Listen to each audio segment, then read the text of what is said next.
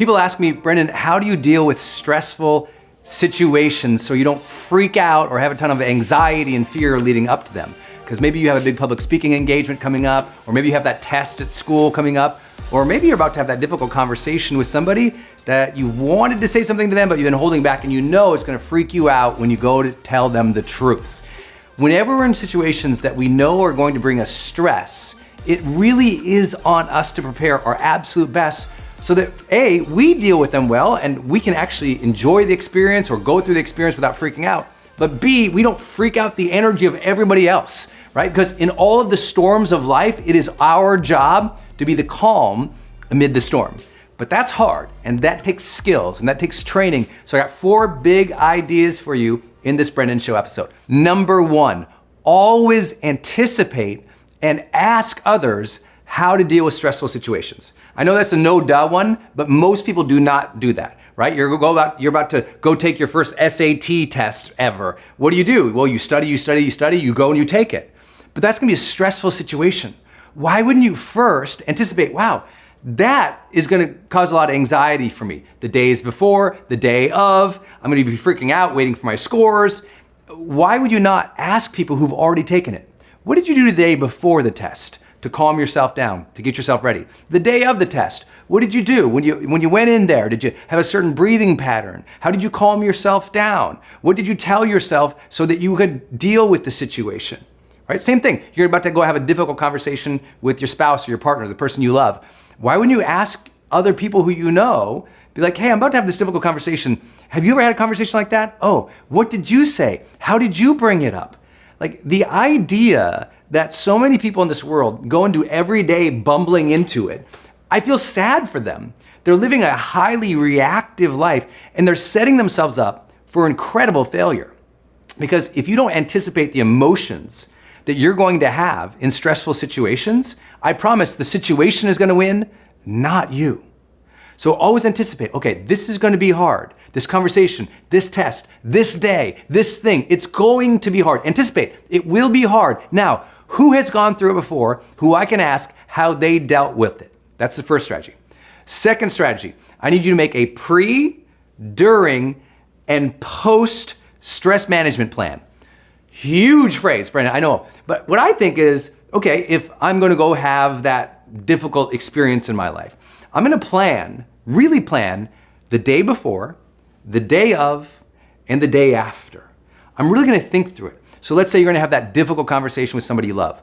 Okay, the day before, I'm gonna say, okay, well, the night before, I'm gonna ask myself these questions. I'm gonna rehearse it a little bit. The morning of, I'm gonna breathe. I'm gonna close my eyes. I'm gonna visualize it going just fine. Everything's gonna be fine. If they say this, I'll say that. In other words, I'm gonna role play it in my mind over and over and over again during the day. And then afterwards, oh, how would I follow up with them to make them feel good? How would I follow up? Or what would be my next right steps after that, right? I have a friend right now who's just an unbelievable professional rock climber, right? And this person was gonna go climb one of the hardest climbs in the world. And I said, man, that would terrify me because I hate heights. How did you prepare for that? He says, oh, well, my regular routine is like this. I said, yeah, but what do you do the day before? And he had like 5 or 6 things he did the day before to get himself mentally and emotionally and physically ready, including doing a lot of mobility training, a lot of breathing and calming activities, a lot of visualization, going over his notes about where each hold was. It was unbelievable. The day of, that morning, he got up, he went through a very basic routine. He'd been running for weeks and weeks and weeks and weeks, but he added on other little elements too that he knew he was gonna do in advance, including calling his spouse and saying, I love you, honey, because he's about to climb up a mountain. And then the day after, because here's what we often don't think. Stress has a longer shelf life than we think. What I mean by that is, let's say you go do something and it's really stressful, that energy carries with you the next day. So what can you do the next day to calm yourself down? For example, many of you guys have been to my seminars before out in the world, right? Maybe you come to High Performance Academy or HPX or Influencer or one of our big programs. And I know that delivering that training, it takes 4 days of my life. I'm on stage for anywhere between 7 to 14 hours a day, depending on the event, and standing up that whole time. Delivering that seminar is one of the hardest things I do in the world. Well, guess what? I gotta plan my stress management after it. Because after it, my adrenals are all blown out, I'm exhausted, and I'm thinking, okay, I got to recover from this. So I plan my recovery well in advance of that situation. So what can you do before, during, and after to put yourself in a good place so that you can really deal with the stress?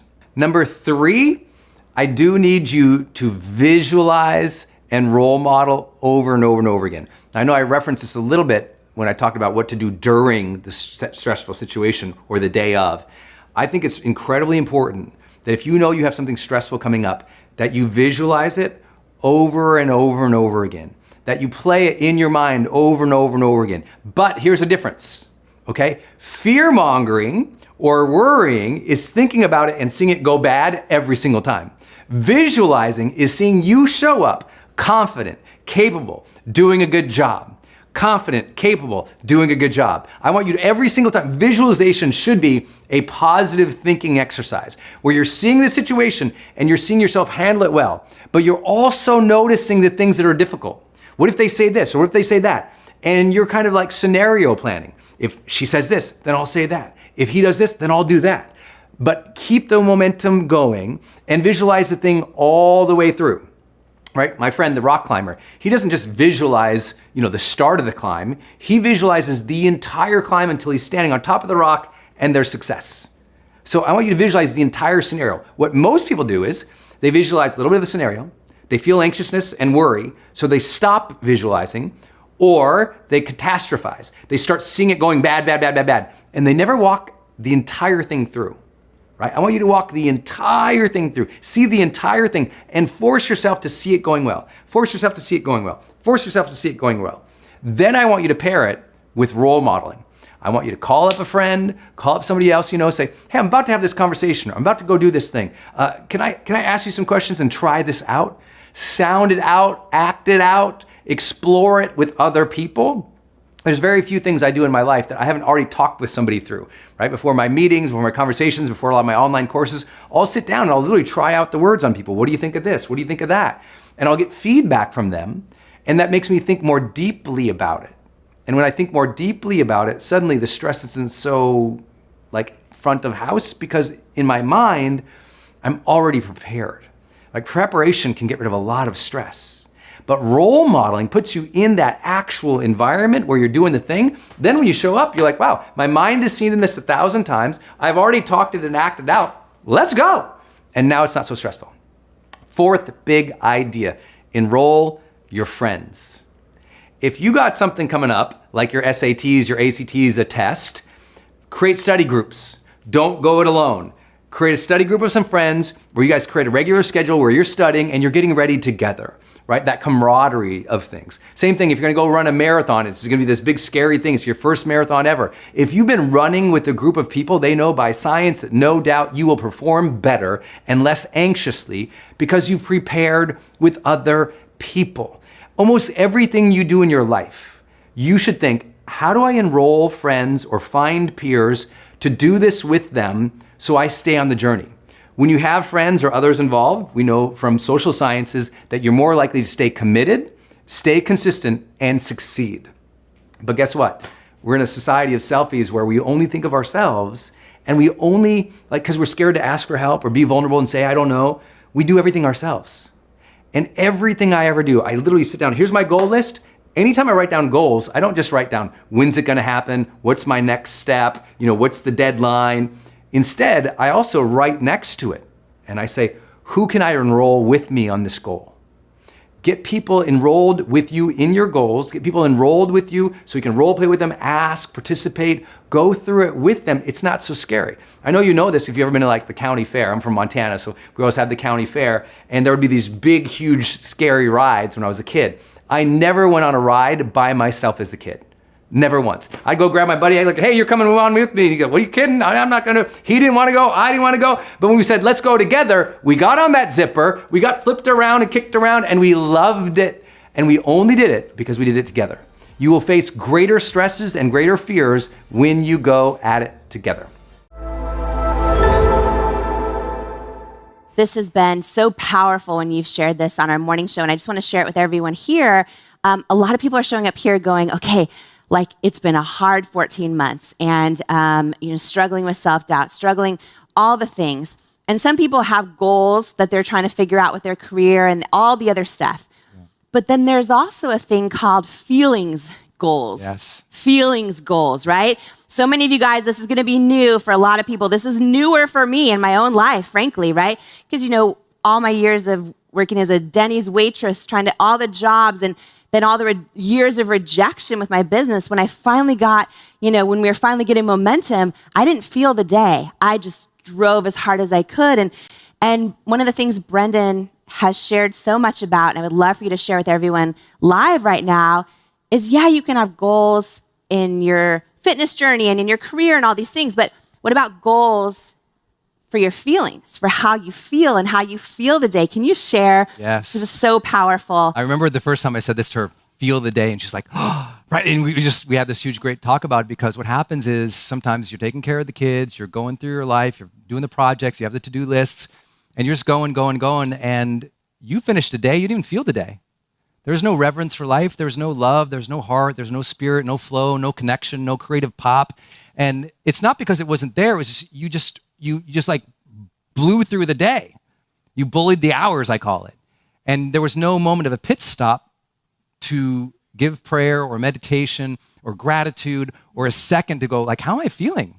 And am I experiencing the energy that I want to experience in life? And that's, again, we generate that. But feeling the day, I found the most successful people in the world, I remember we drew this out. I went to Jamie's house almost 2 years ago, I think now. Yeah. And we were talking about successful people, and there's drawing this little triangle, and what everybody wants after they've gotten everything. After you hit your goals, you made the money you feel like your family needs, what you want is you want to feel the day more. You want greater depth in your relationships, like deeper relationships, deeper commitment, deeper meaning, right? We all want those things. And then we also want to know that we're leaving some kind of legacy or contribution, what I call meaningful pursuits. And I think feeling the day should be in your top 1 or 2 priorities every day. The whole mindfulness movement is really architected to, I want to feel the day. I want to feel presence, right? I want to feel the energy. I want to feel the spirit. I want a self-awareness or consciousness. It's a different feeling of the day versus just like powering through or caffeinating through it all and just blunting it out. We want you to have those sensations of beauty and honor and respect and depth every day. We want you to feel joy and reverence every day. She knows I probably say reverence every morning show because I'm so happy.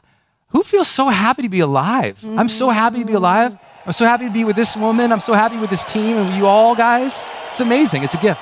Yeah, I love that so much. And even Ed Milet was sharing a little bit about that idea of, setting goals also for feeling the day. And then also like what are feelings we want in our life? And I think you just named a big one too, which is presence. I think that it's been so easy, especially the last 14 months, to like disconnect and just try to numb out and try to surf Instagram or watch the news or all the things, right?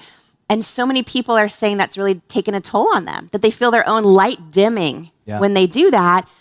And, I started the morning off by talking about how that light is still inside of you, that light in every single one of us, right? A lot of people nodding. It's still inside of you right now. And I think part of igniting it is learning to feel the day, right? So what are just a few just simple tips people can do who are like, Brendon, how do I feel the day? I feel nothing.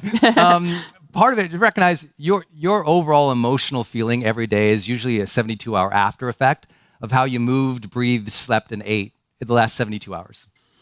It really is like, it's a cumulative effect, especially of the last 72 hours have a lot to do with your emotional world. So that's why having good habits on a consistent basis, like you might, listen, if you want to have a cheat day, that's okay, but that's why they call it a cheat day. You eat bad for one day, but then like number 2 and number 3, if you get back on the train, you start feeling good again, right? So it's okay to have one day off, but I think the most important thing for feeling the day is you need to have pit stops throughout the day.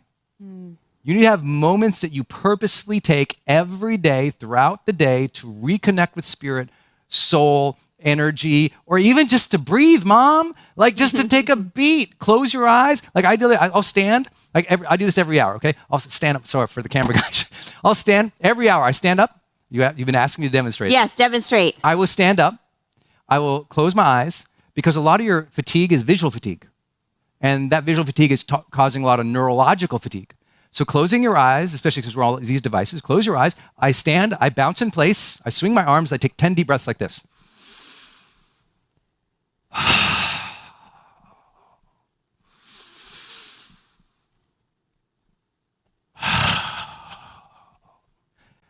10 deep breaths like that every hour.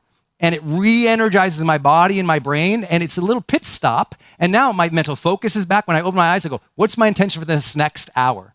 And that little pit stop makes me go longer, just like a race car. It can go around the whole race, but it doesn't.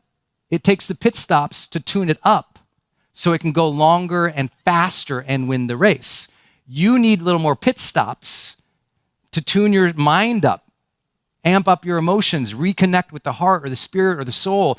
And if you are just grinding all day, there's no pit stops. That's the equation for burnout.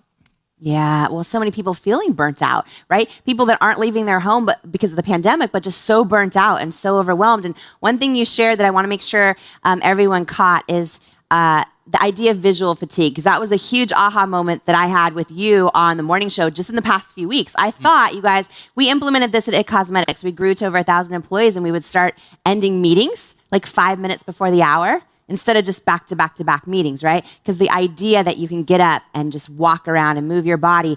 But one of the things you brought up is I learned I was doing them wrong because I was like walking and moving, but still engaged. I would take meetings in the hallway walking, or I would check my email on that 5-minute break, Yes. right? And can you just quickly share the idea that when you do take a pit stop, when you do take that 5 minutes, right? And this is hard for a lot of people, but the idea is when you take that 5 minutes, the other 55, right? Or you take the 10 minutes, the other 50 are so much more alive. Yes. They're so much more alive. So people that say, oh, I can't afford to do that. No. You're so much more alive in those other 50. But I was doing it wrong because I wasn't actually resting my mind. And you talk about the power of like visual fatigue. If you take a break and you're scrolling Instagram or emails, that's not a break. That's exhaustion, right? Scrolling is just exhausting your brain even more and more and more and more. It's engaging it, but it's exhausting it more and more and more. And so it's like this. You cannot possibly hope that burnout will end if you don't more consistently recharge. But we grew up on a century-old model that, we'll get to recharge when we retire. We'll get to recharge, 2 weeks out of the year when we have vacation. It's why people are miserable, because the burnout is real because they don't recharge. That one day I'll recharge, the spa day, or a year from no.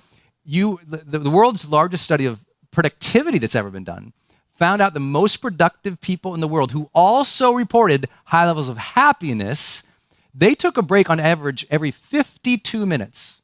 Largest study ever done. Every 52 minutes they took a break. Did they need the break? No, they're recharging. If you're crashing at 2 and 3 o'clock in the afternoon every day, it's time to take a hint. You need to recharge at like 10:30, 11:30, or 1:30 to prevent the crash that happens 2 or 3. The crashes happen because the recharges are not happening. And so the burnout will always be there. And I always say, make sure you don't blame the burnout on anybody. Please don't blame your burnout on your kids. That's not fair to them. Don't blame your burnout on the team. Blame the burnout on either ambition that is unmet with planning or just not taking care of and prioritizing your self-care or your well-being. Take care of you so you have the energy to serve at your highest levels. I think that is something we can all align with.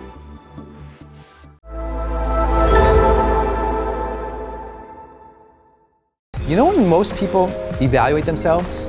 When they have a performance review coming up at work, when they've really screwed something up and they're guilty and they're thinking of all the other stupid things they've done that hurt them.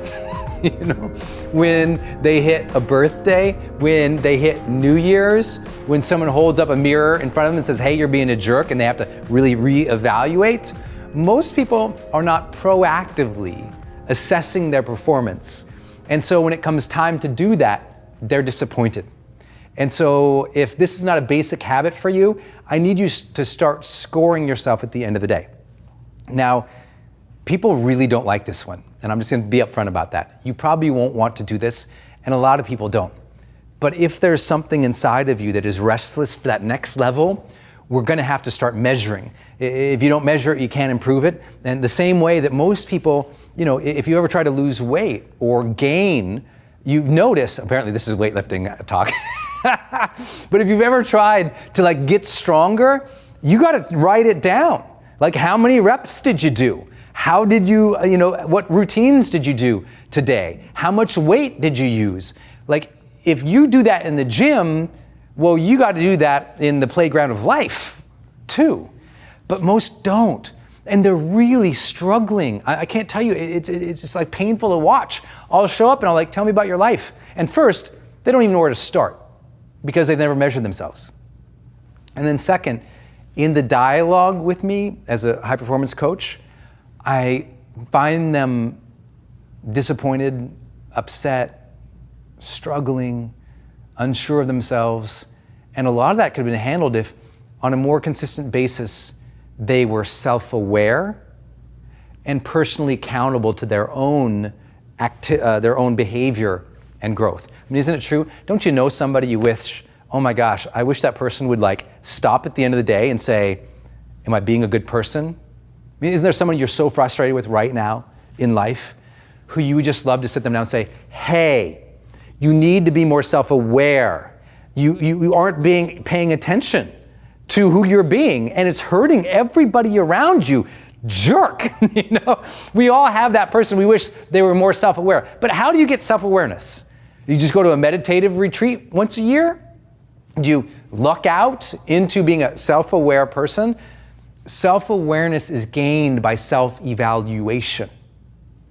If you want to be better, aware of who you are, where you can grow, how you can uniquely give or serve, we need to evaluate yourself. Does this make sense?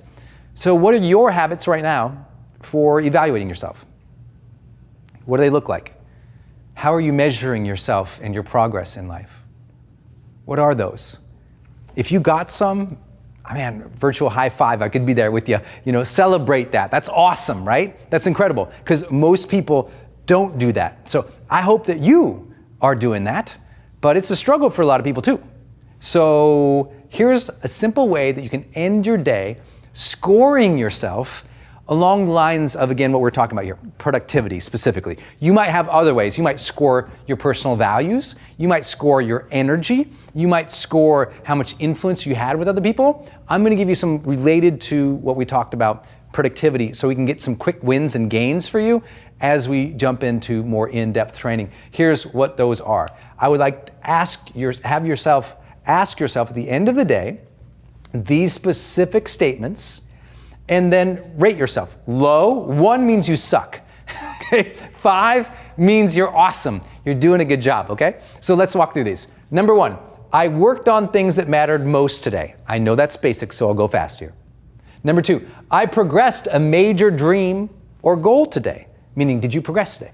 Number 3, I avoided distractions well today. Number 4, I set intentions before each major activity today. That's a huge one.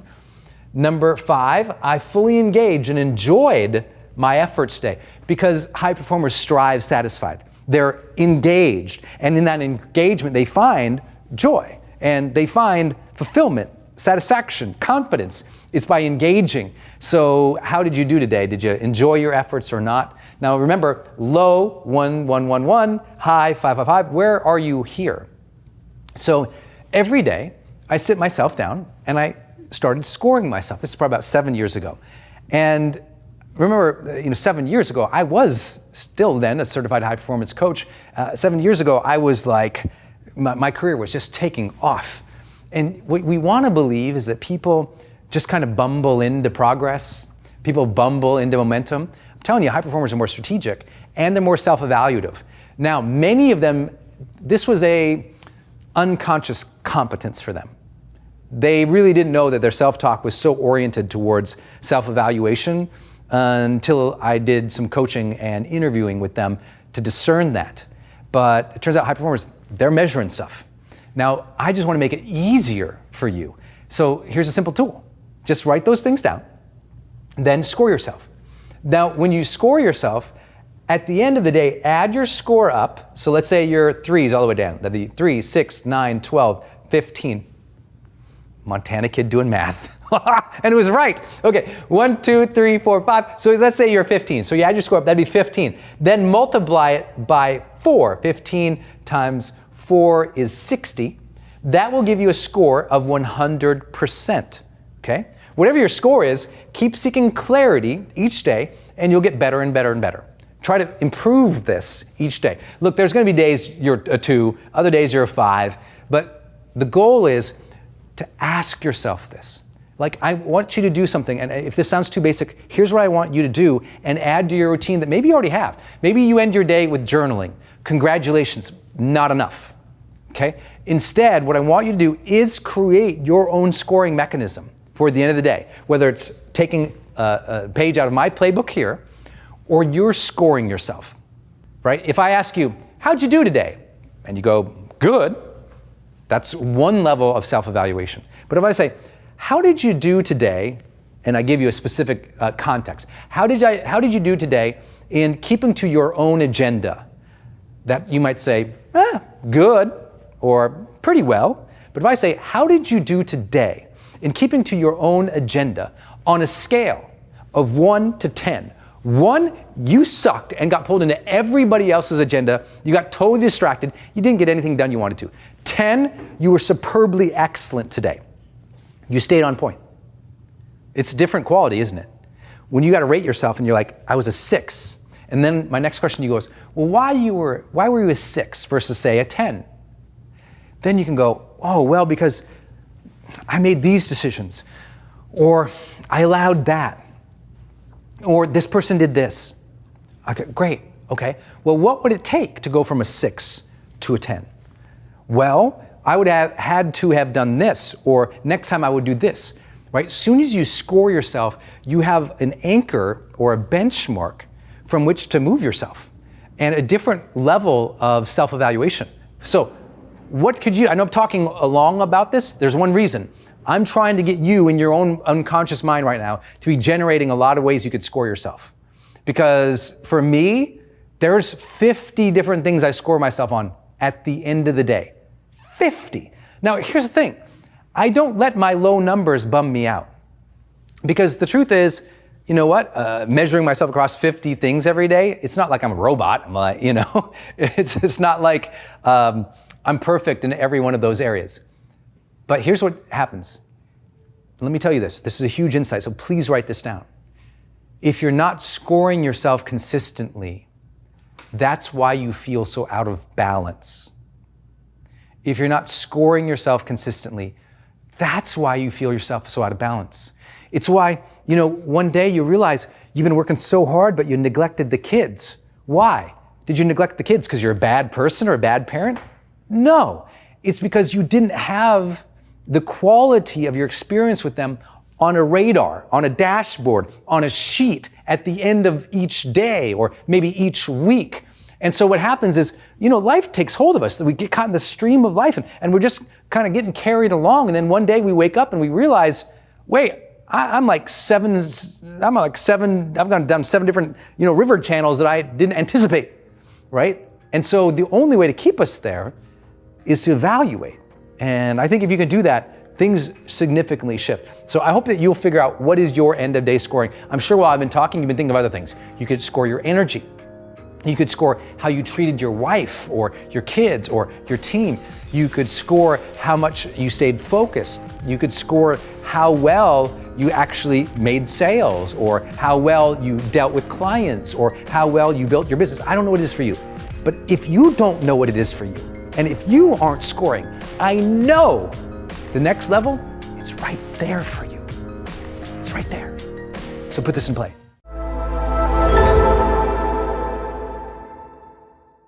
Capability is, you can do it every time. It is like a strength, if you will. It is something that you are highly capable at that thing. You are at another level of skill that it shows up every single time. But here's the truth. Capability is as much as a mindset as a competence. Let me give you an example. A lot of extremely smart people who can handle the problem don't handle the problem because they don't feel capable. It's like, yeah, I know it, but I don't do it. It's like a lot of people who achieve a lot of great things, they actually, how many of you know someone who's very competent, has great skills, but lacks the capability to execute? See, capability is something you know, capability is self-trust to take the action. It's not just, do I know how to take the action? It's, I'm an action taker. I'm going to show up. I'm capable to handle this. I will do this. I trust in myself to handle this, to execute again and again and again and again and again. That's capability. And I really want you to develop that in your heart and in your soul by checking off the simplest of things each day. If you have a list of 3 to-do lists, if you wrote down your 3 top priorities for the day, do those first. Before you do your social media, before you reply to everyone's DMs, inbox, voice message, text. It's like, listen, I have so many people who they spend all day just checking their email to reply to everybody else. Now that's fine if that's your job. If that's customer service, do that. That's your job. But if you're an entrepreneur, as an example, or you have a whole list of other priorities and you're just checking into other people's agendas all day to meet all their obligations, and you keep missing your key priorities day after day after day after day, your brain doesn't feel like you're capable anymore. Even though you might be smart, you're competent, but your brain doesn't believe you're capable. You know what I mean? It's so important to understand this. I know if you're a parent, you understand this difference. Lots of kids can learn things and have skills and abilities. But if they don't put them and apply them, they don't sense that feeling of capability. And now your smart child, your child full of strength, talent, and ability, doesn't run on the field, doesn't take the action, doesn't finish the test, doesn't go for it. They don't feel capable. Why don't they feel capable? They don't have a pattern of action taking. You've got to develop the pattern of taking the action, the pattern of taking the action. Better yet, the pattern of taking the action to complete the key priorities. So all I want you to do as a daily simple habit, every morning, we do it in the high performance planner. I write down my key priorities for the day. Do those first. Get those out of the way. Make that happen. Maybe that's your morning. Maybe for me, I didn't feel capable in my career for a long time because I was replying to everybody. And then I did a simple thing. I said, you know what? No phone calls till 1 p.m. in the afternoon, my time. That leaves the morning to do the most important work. Because I do the most important work almost every morning of my life, I feel incredibly capable. Give me a task list. Give me that log is happening in the brain. Good job today. Good job today. Good job today. Good job today. That consistency, that congruence developed the capability. Now I feel capable and I am capable because I executed. Because I executed so many times, I developed a skill. Y'all follow? This is so important.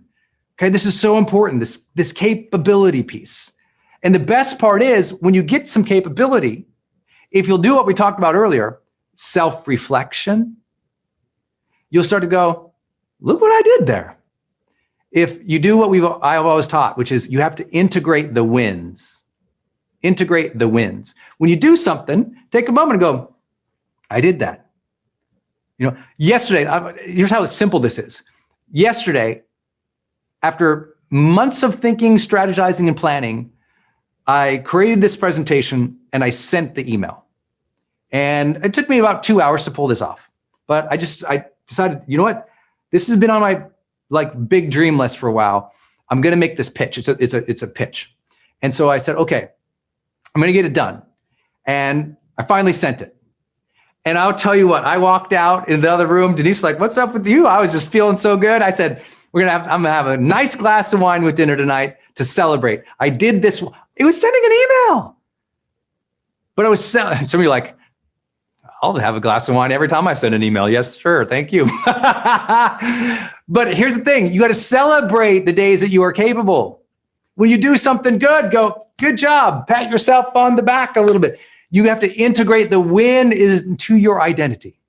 If you took all of your strengths and all of your good days and all the wonderful things you have done in your life, and you really sat with them for a minute, you let them come in, you let them mentally stack where you just thought of that time you finished that big project, you launched that thing, you got the negotiation, you won the award, you handled that tough situation at the park with the kids well, you didn't get brought into their drama, you just took some time for yourself, and you let that integrate into the identity of who you were,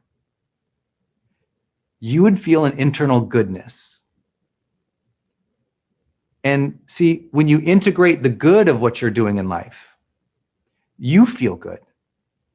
And I don't mean that like with hyperbole. I mean, you sense goodness again. When I sense that I'm good, because one, in my opinion, I'm lucky to be here. My clarity says, if you are alive, have reverence for life. You're a child of God. What a gift. You are so lucky. You're blessed to be here. So for me, I feel capable as a person. I feel I've been given gifts and strengths. Yeah, I had to develop a lot of them, just like you did. But because I trust that I was given those gifts or those strengths or this life, I feel capable. I feel like, you ever heard that thing? You can do all things through Christ who strengthens you. You ever heard about that? It's like, oh, yeah, I'm capable because I got someone watching over me. My dad's up there. My creator's up there. Grandma's up there. I feel good. I feel good. I feel capable because, you know what? I've done some good things. Okay. You let that come in. You let that goodness come in. Some of you haven't let your goodness shine for a while. Your vibrancy, your joy, that sense of soul or spirit or flow or femininity or masculinity, that part of you that's like this, because why hasn't it gone out like that? Because you haven't brought it in and stored it up. See, all you've done is deplete yourself for other people without those moments of self-reflection about the goodness that you're doing for other people, about the goodness you're doing in the world, about the virtues and the values that you stand for. You haven't let that stuff come in and form into the cement of the foundation of your character. And so you wonder why it doesn't emanate. Why doesn't the goodness come out? Because you haven't sat with the goodness that's already within. Why doesn't the goodness spread out? Because you haven't sat with the goodness that's already there. If you knew half of how good of a human you are, the choices that you've made to be on something like this, to raise your hand for personal development, to want to learn from other people, I celebrate that I raise my hand to learn. When I go to a seminar or I buy a course, I pat myself, I'm like, good job. You're learning, kid. You're not done yet. And I feel good about myself as a learner. I think learners tend to be more confident than people who think they know everything. You know? Because people who think they know everything are terrified that their worldview might break. Learners, like, I'll adapt. I'll figure it out, right?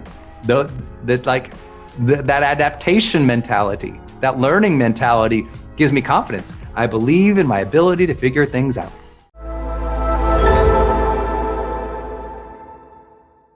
High performance training, action mindset. This is important. How do you develop the action mindset, but actually also, here, I should just add this in here. How do you actually get the action mindset and then make it a discipline? Discipline. Here it is. First thing you got to adopt, well, there it goes, is let's try this, your 30-minute daily block. People tell me all the time, Brendon, I got this dream or this goal. I'm like, great. What 30-minute period of day are you going to work on it today? What do you mean? Well, you said you have a big goal, right? Yeah. Big idea, right? Yeah. Okay. Show me when's the 30-minute block that thing gets today. It's a new idea, you say, right? Yeah. Okay. Where is it? Is it 1:30 to 2? Is it 4 to 4:30? Is he going to check it at 5 right after work till 5:30, then get on the commute a little later? Like, when? New ideas must have new blocks of time. Write it down. New ideas must have new blocks of time. if you got a new idea, someday, big dream, and it doesn't land in the calendar, at least, listen, daily, 30-minute daily block of time, of course you're not going to get momentum. It's got to be, look, if you won't give something 30 minutes a day, it don't matter to you. Just be honest. Like, any good parent will tell you this. Like, if you don't spend 30 minutes with your kids a day, I mean, good luck in having that connection. Good luck in forging that future. Good luck in helping that person feel loved and supported. I mean, if something is important to you, you give it time. Is it true? So if this idea is important to you, immediately mindset, this is what I immediately do, 30 minutes. And if it's a completely new idea, it's got to get at least 30 minutes if I want it to actually come true. And it's important from the time I set the idea, the next day it gets 30 minutes. Big new idea, must do it. If it's important to me, the next day it gets 30 minutes. Not 4 years from now. Like right now, I have a big partnership I'm working on. Like it completely came into my life, totally interrupted my life. I don't have any time, but it's important. I found 30 more minutes a day, right? 30 more minutes is easy to find for everybody. People don't think they can. It's possible. I just had a friend, and I get in a huge argument over lunch about this. Not everybody can find 30 minutes. And I'm like, who can't find 30 minutes more a day? Like, show me. Which a little more discipline, a little more planning and preparation.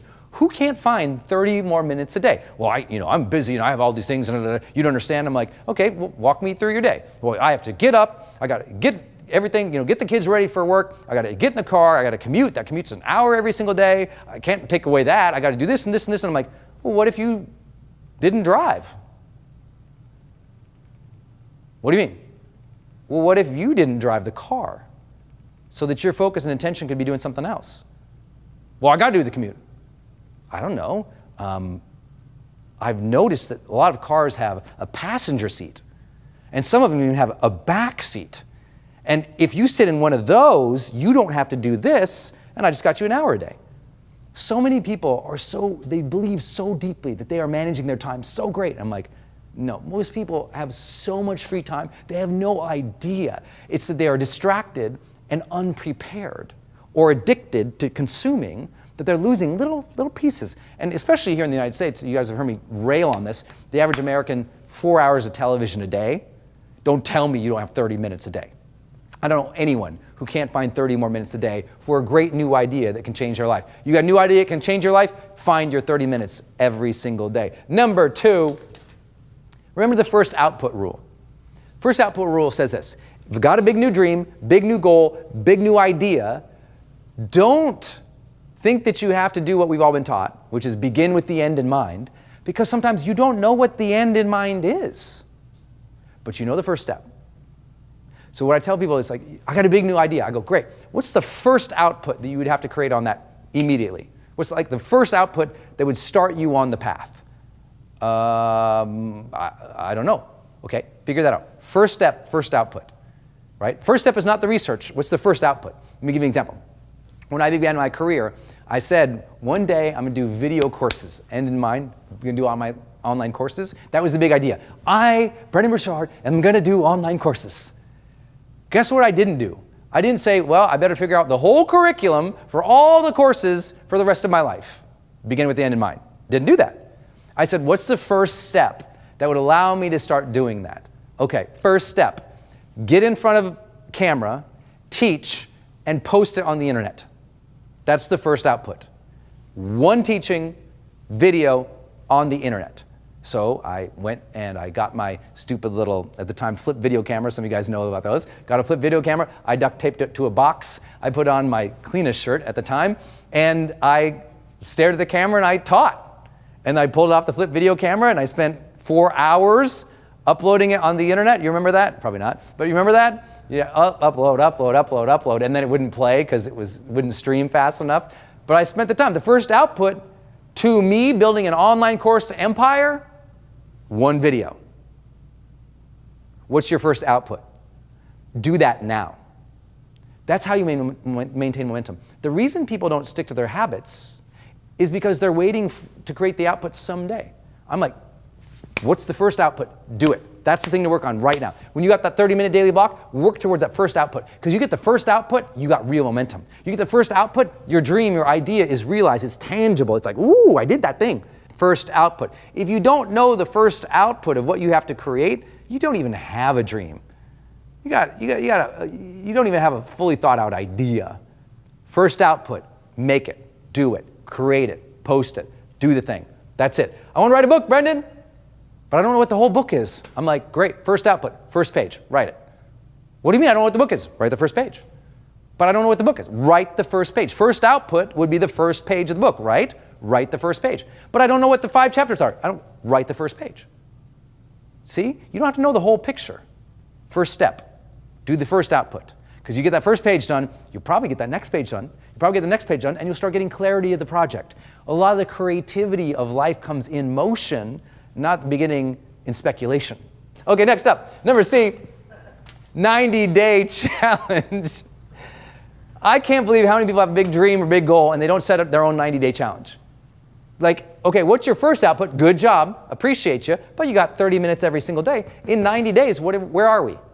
90 days, 3 months, let's go. Because see, what most people are, they're scared to commit to the big idea and dream. And I go, oh, don't commit to the first big idea and dream.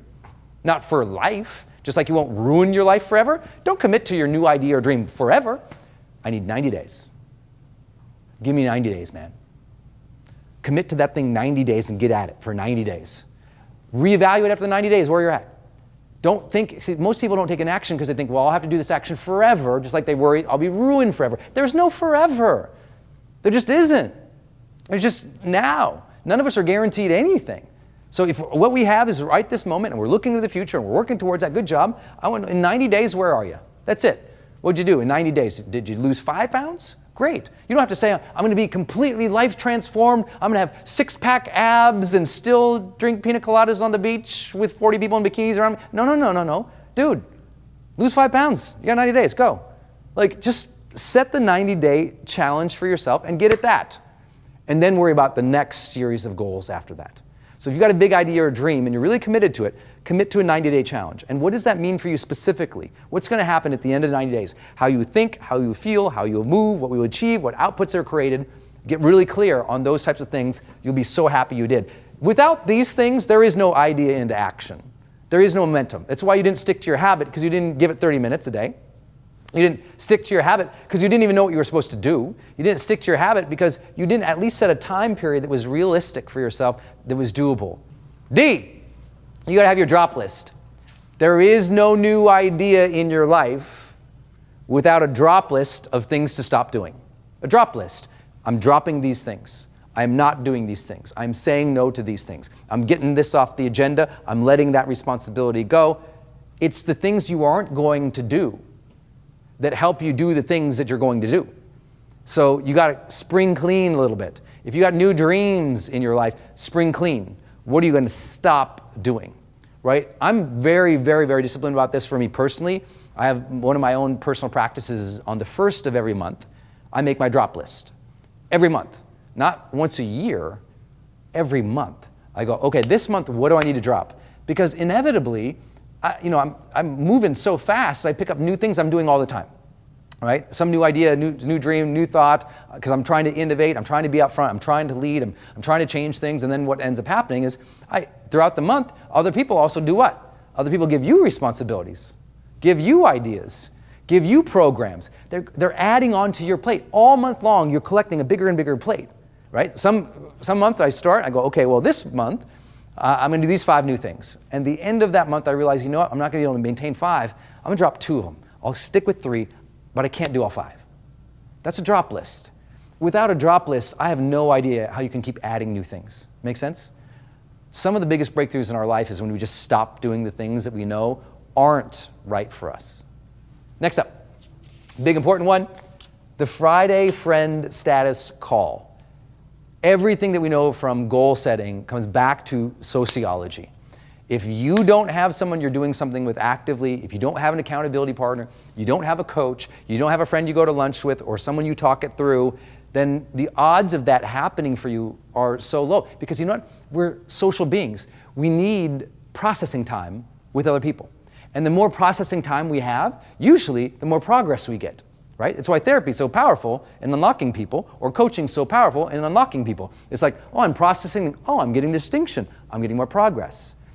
You need that Friday friend status call. If you got a big new goal or dream, all I want you to do, every Friday at the end of the day, literally 5-minute, 10-minute, 15, 30-minute call, whatever it is, pick it up, call your friend and say, I did this week. Struggled with this worked, that went well. Now you go. How did you do? And just, you got one person in your life every week you're talking about momentum with. I don't care if it's your mom. I prefer this as a human, so not the cat, but a human that you every single week you talk through things with. Like, where are you? I don't care if it's the librarian. I don't care if it's your social worker. I don't care if it's your brother. I don't care who it is. It's going to be the stranger across the street. Don't talk to strangers if you're PG-13. But everybody else, have that conversation and just on a Friday go, hey man, this is where I'm at. Because if you won't do that, I promise, if you don't socialize your learning, you will not achieve your dreams. You must socialize. What am I learning?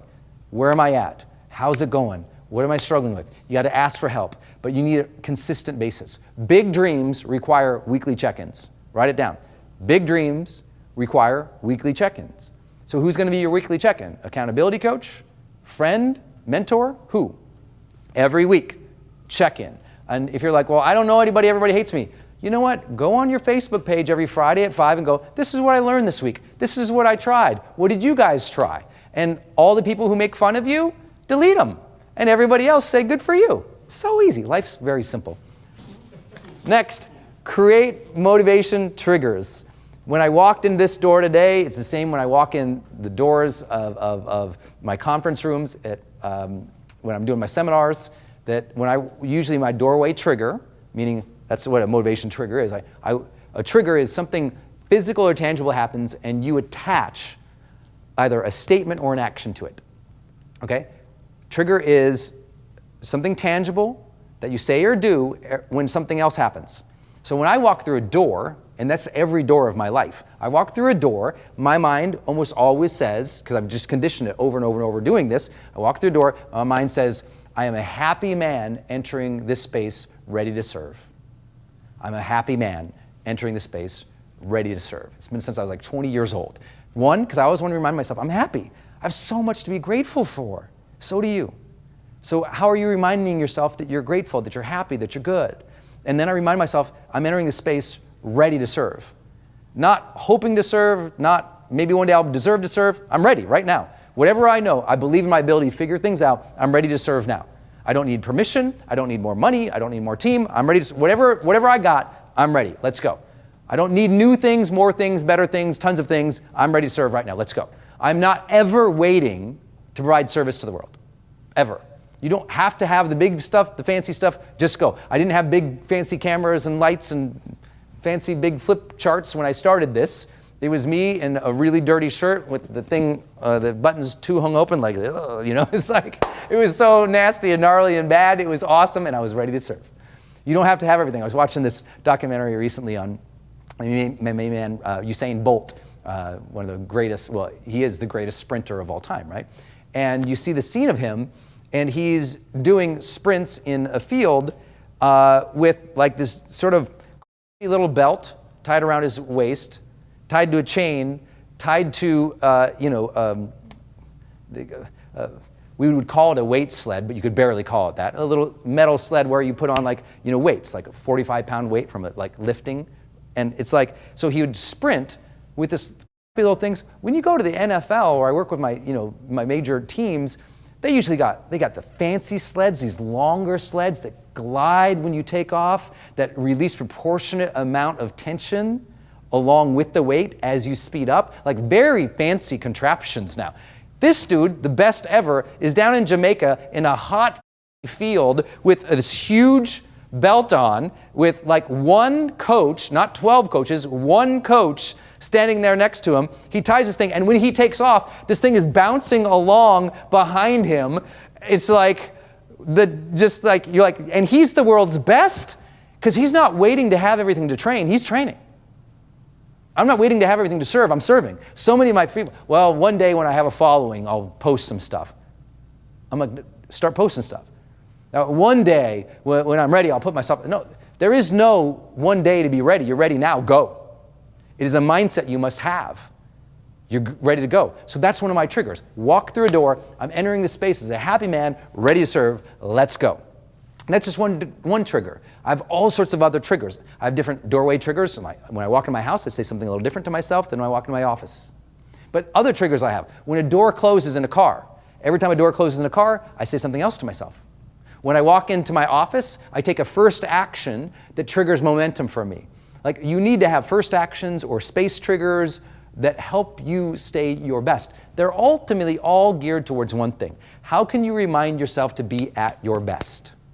And how do you use physical objects, time periods, situations to get yourself there? That's the question. That's your job.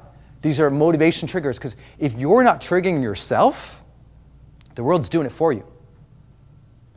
And if the world's doing it, you know what the world's going to trigger you towards? Angst, outrage, distraction, consumption. It's not going to trigger you towards you being your best self. So if you didn't maintain your habits this year, go on my YouTube channel and type in the word, type in the power of habits, and you'll see a video that will teach you how to set some more of those examples, right? If you look in a mirror, you should have a mirror trigger. See your reflection of yourself, say something to yourself. I know that sounds like just like positive thinking kind of stuff, and you know what it is. Because what's the alternative? Stupid thinking, negative thinking, scarcity thinking? You need to have a little bit more triggers set up to make you work. And sometimes if it's not just you, get somebody else to do it. Get a coach to do it, a mentor to do it, a friend to do it. But you need to be triggered to be your best. How are you currently triggering yourself to be your best? Many of you know, you've been with me for years. We kind of, now everybody does it, but we were the first one to do it. When the smartphone came out and the first alarm was able to be set a label, I created this training and put it out about saying, hey, use this alarm label on your phone to send yourself reminders to tell you to be awesome.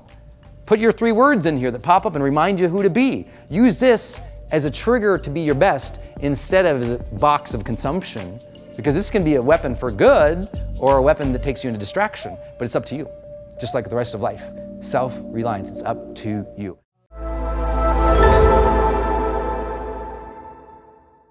I call it the 3 E's. Okay, the 3 E's of a relationship. This is when I know a relationship is great and can improve in a conflict situation. So if I'm mediating or counseling or coaching, here's what I do. I watch for, in those initial interactions, when they're coming in, they're describing the problem as an example to me. I watch for the 3 E's. First one, empathy. Empathy. Does it look like the person, the other, is listening and is caring what the other person is saying and can understand it even if they don't agree with it? Can they understand it even if they don't agree with it? That's a big one for me. Can they understand it even if they don't agree with it? That to me is empathy. They care that the other person is hurt or confused or upset about something. Like, there's just empathy. Often it's nonverbal. I can see that. The nonverbal stuff is the easiest. But often what people don't understand is a lot of times empathy looks like listening. Even if you don't agree, it can listen, like this can be empathy. Literally, this can be empathy. Like, you think they're crazy, but you're giving them the allowance to speak. It's empathizing enough. Like, we all believe that empathy is warm hugs and sunshine, but a lot of the time, empathy is allowing turn taking, asking a question, waiting, nodding, not arguing. Or it's saying, I heard you say this. I see it this way. It's those simple notes of validation, time, openness, make all the difference. Second thing I look for of the 3 E's, the first E is empathy. Second E is enthusiasm. I think enthusiasm is the master of all emotion, right? Even more than love. People are like, you're crazy. I'm like, no. I know lots of people who have love, but there's no enthusiasm in the relationship anymore. There's no intimacy, no pop, no vibrancy, no variety. It's like they care for each other, but there's there's no energy behind it. I think the energy behind things is enthusiasm. When we're excited about building our life together. Or listen, when we're excited about solving this problem together. I remember the first, I was doing a divorce referred mediation. I was in grad school. And I knew this couple was going to survive. It was 5 minutes into this thing because they were just we were so excited to solve this thing together. And I was like, you're gonna be great. I immediately knew. And it was so easy. It was not easy. It was so well resolved because there was enthusiasm. Even if we don't agree, enthusiasm for the solution. Enthusiasm to move out of this crappy time. I love when people do coaching or counseling, and I've talked to therapists who go, oh my gosh, they were so happy to finally share their hatred for each other. They were so enthusiastic to get it out and to talk about it and to start working on it. The enthusiasm to work on it, the enthusiasm to improve it, the enthusiasm to build that future together, the enthusiasm to resolve it, that is such an indicator of things. So how do you feel? Are you enthusiastic to improve that relationship, to grow it? Are you enthusiastic to go deeper, enthusiastic to do the things for your other who just loves it? Are you enthusiastic about them and their life? So important. Empathy, enthusiasm. And the third one, encouragement. The strongest relationships are built on encouragement, right? We know this from the social sciences. I know many of you guys heard me recommend, for the last decade, the work by John Gottman and his wife in research and relationships. I love that work. And one of the critical things that came out of that was such a simple distinction that happy couples tend to praise each other 5 times more than they complain or negate. And whether that ratio is true in all relationships across all cultures is probably not super validated. But what I do believe is the simple way to break that down is encourage your partner a lot. A lot. Encourage them, cheer them on. They got a big day, do something. Look here, I got this on this laptop over here from Denise. Can I see that? You guys probably can't see this, dude. No, I'm not gonna show up. It's a Post-it note that she gave me 6 months ago. I still have it on my computer. It says, I love you, I appreciate you, I know you are doing big things. I love you, I appreciate you, I know you are doing things. It was just a Post-it note she put on my computer in a really particularly difficult week that I was having. And we're both pretty good about leaving little notes around for each other, especially when we're traveling or we'll be apart or something like that. But also throughout the day. She put something over there that she likes, or she does. I'm I love that. Good job. That's amazing. And we don't say that flippantly. We were that's great. That's amazing. We cheer each other on a lot. And I think that's huge. The ability to encourage one another is so vital. So vital. Okay, so the 3 things: empathy, encouragement, empathy, enthusiasm, and encouragement. I look for those, I watch for them. But listen, don't just look for them. Cultivate them. Cultivate them. And if you don't know how to do it, ask your partner. Be like, hey, how can I demonstrate empathy for you more? Hey, how can I bring some enthusiasm in this relationship? Hey, do you feel like I encourage you enough? What could I do better? Because ultimately, all these things we're talking about, remember, you have to do together. It's about the relationship first. You're going to build this life together. The most important phrase to me, if I was advising anyone, was you're co-creating your future together. Co-creation. People support what they create. You create it together and you support it together, and that's everything. So it's never I'm mad at you for this reason. It's we were in that situation, didn't seem to go good. What can we do better? It's the we story, not just the me story. It's the understanding that we must communicate together, plan together, and work together to build the ideal future together, to build the energy, co-create the energy together. These things matter, but they're open dialogues, and you don't have to be right, and they don't have to be right. You get a turn, they get a turn. You understand if they're not going to agree with you. You understand it's fluid, it's dynamic, and that's what makes a relationship great versus it has to be this way or it has to be that way or we butt heads. This can be your day for personal growth. This can be that day you committed to and you remember and you go, that was the day I got myself a community. I got better coaches. I committed to making my life the absolute best that I could. This is that day. Make today your growth day. Click the button on this page and sign up right now.